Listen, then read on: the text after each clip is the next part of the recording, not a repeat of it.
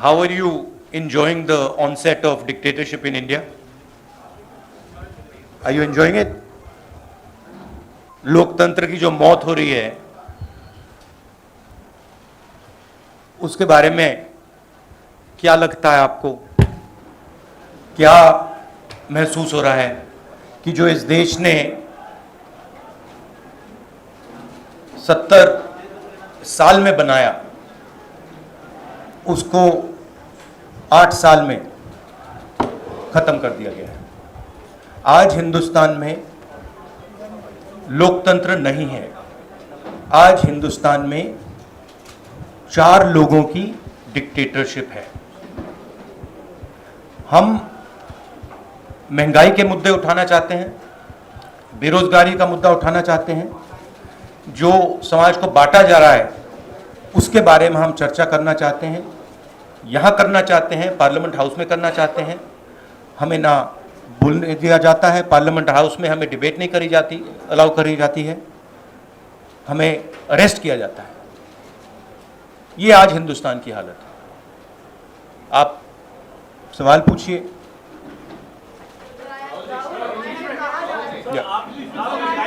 In English. Look, what we are witnessing,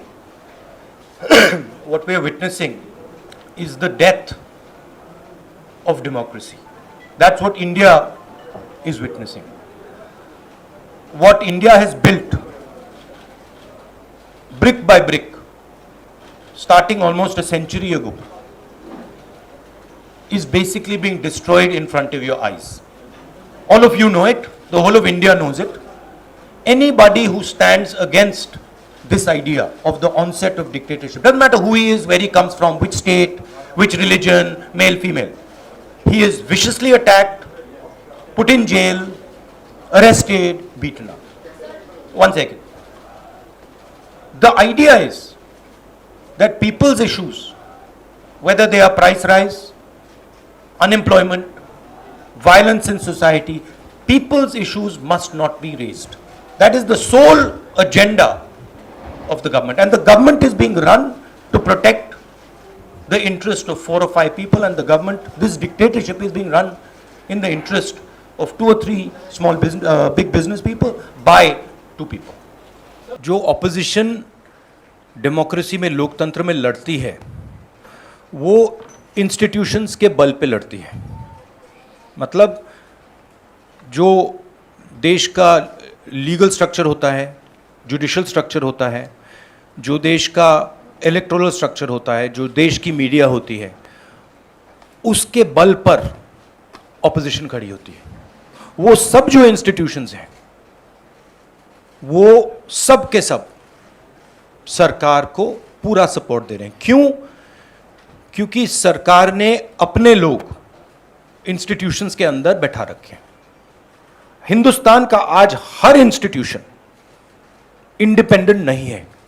Hindustan का हर institution आज RSS के कंट्रोल में है। आरएसएस का एक व्यक्ति हर इंस्टीट्यूशन में बैठा है। तो हम एक राजनीतिक पार्टी से नहीं लड़ रहे हैं, हम हिंदुस्तान के पूरे इंफ्रास्ट्रक्चर के खिलाफ लड़ रहे हैं। जब हमारी सरकार होती थी, इंफ्रास्ट्रक्चर न्यूट्रल रहता था, हम इंफ्रास्ट्रक्चर को कंट्रोल नहीं करते थे। 2 राजनीतिक पार्टियों की लड़ाई होती थी, 3 राजनीतिक पार्टियों की लड़ाई होती है। आज इंफ्रास्ट्रक्चर सरकार का पूरा एक पार्टी के साथ है। फाइनेंशियल इंफ्रास्ट्रक्चर उनके साथ है। अगर कोई दूसरी पॉलिटिकल पार्टी को सपोर्ट करना चाहे, उस पर ईडी लगा दी जाती है, सीबीआई लगा दी जाती है, धमकाया जाता है, डराया जाता है। तो फाइनेंशियली मोनोपोली है बीजेपी की, आरएसएस की, इंस्टीट्यूशनली मोनोपोली है। इसीलिए ऑपोजिशन इफेक्टिवली, अग्रेसिवली खड़ी हो रही है, बट इंपैक्ट जो होना चाहिए वो दिख नहीं रहा है। आज सबसे ज्यादा अनएम्प्लॉयमेंट हिंदुस्तान में, महंगाई बढ़ती जा रही है, गैस सिलेंडर की प्राइसेस बढ़ती जा रही हैं।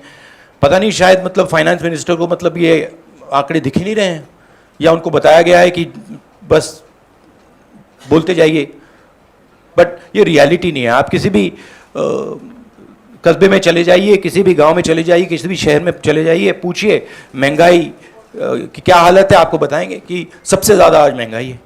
तो देखिए, रियलिटी एक है और परसेप्शन एक बनाया जाता है, ठीक है। कहते हैं स्टार्टअप इंडिया, ठीक है, पूरा ट्रांसफॉर्मेशन कर दिया। आप मुझे दिखाओ स्टार्टअप इंडिया है कहां? स्टार्टअप इंडिया लोगों को फायर कर रहा है, निकाल रही है स्टार्टअप्स, लोगों को सड़क पे फेंक रही हैं। कोविड में हिंदुस्तान में कोई नहीं मरा। हेल्थ मिनिस्टर आपको कहेंगे कि हिंदुस्तान का परफॉर्मेंस दुनिया के सब देशों से बेहतर था। यूएन आपको कह रहा है कि 5 million people have died, Hindustan की सरकार कह रही है नहीं वो झूठ बोल रहे हैं। गुजरात में आप जाएंगे, वहां पे मतलब लाशों के ढेर लग गए थे।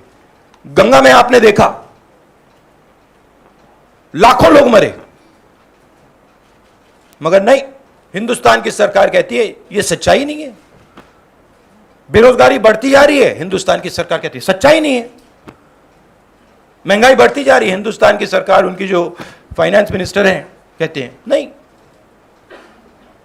पूरा कम्युनिकेशन स्ट्रक्चर उनके हाथ में।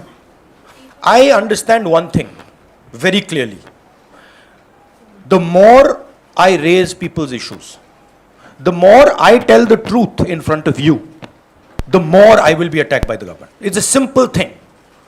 जितना मैं सच्चाई बोलूंगा उतना मेरे ऊपर आक्रमण होगा।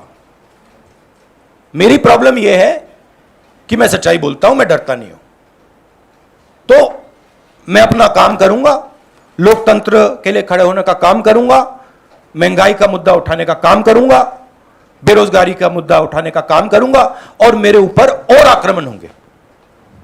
यह सच्चाई है। मैं इस बात को समझता हूं कि जितना भी मैं जनता की इश्यूज को उठाऊंगा, जितनी भी महंगाई की बात करूंगा, अनएम्प्लॉयमेंट की बात करूंगा, कम्युनल हार्मनी की बात करूंगा, उतना मेरे ऊपर आक्रमण होगा। और मुझे अच्छा लगता है क्योंकि मैं आक्रमण से सीखता हूं। तो जितना भी है मेरे ऊपर आक्रमण करेंगे, मुझे फायदा होता है। I get great Joy when my political opponents attack me. They are not able to understand this. I get great happiness. अंदर से मुझे बहुत खुशी होती है। क्यों? क्योंकि मुझे अपने जो आइडियाज हैं, अपनी जो सोच है, अपनी जो विचारधारा है, वो और समझ आती है। मुझे बैटलफील्ड जो है वो और समझ आती है। लड़ाई क्यों हो रही है मुझे वो समझ आता है, और उससे मुझे बहुत बहुत खुशी होती है। हिंदुस्तान में कोई भी व्यक्ति, किसी भी पार्टी का, non political, political, film star, कोई भी अगर सरकार के खिलाफ कुछ बोलता है, उस पे हिंदुस्तान के सारे इंस्टीट्यूशन का वजन पड़ जाता है। यह कांग्रेस पार्टी की बात नहीं है। मैंने जो यहां शुरुआत की, और देश को शायद यह समझ नहीं आ रही है और आएगी बात, लोकतंत्र आज हिंदुस्तान में नहीं है, खत्म हो गया है। Democracy is now a memory in India. It is nothing more. And there are consequences to this. You will see there are going to be devastating consequences to this.